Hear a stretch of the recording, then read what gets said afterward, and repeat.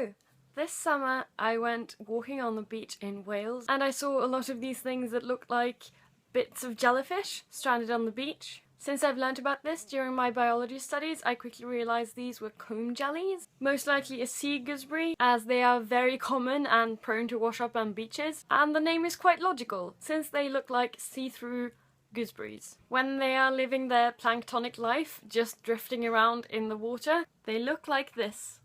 They have these long tentacles with sticky cells in them, which captures small planktonic organisms and then puts them in its mouth. Just lying on the sand though, they look quite unremarkable. They're just like blobs of jelly. Most of them lose their long tentacles when they are stranded. However, I managed to find some of these that were alive, and I'll show you footage of that now.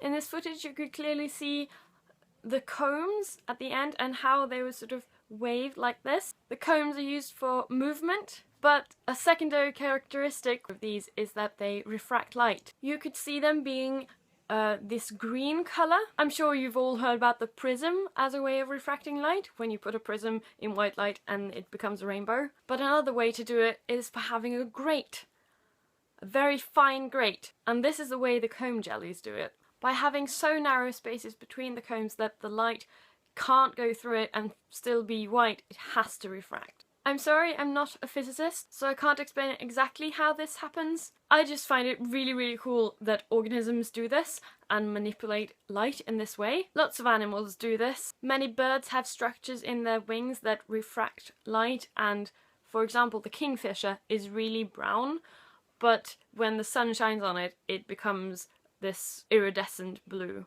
These comb jellies don't only make the colour green, they can also make other colours, as witnessed in this clip.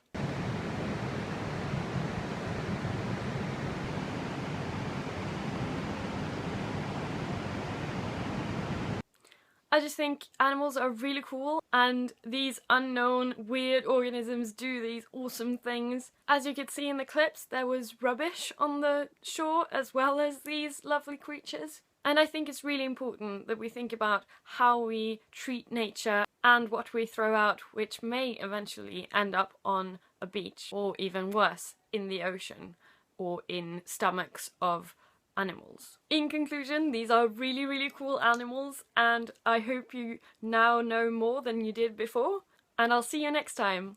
Ha there!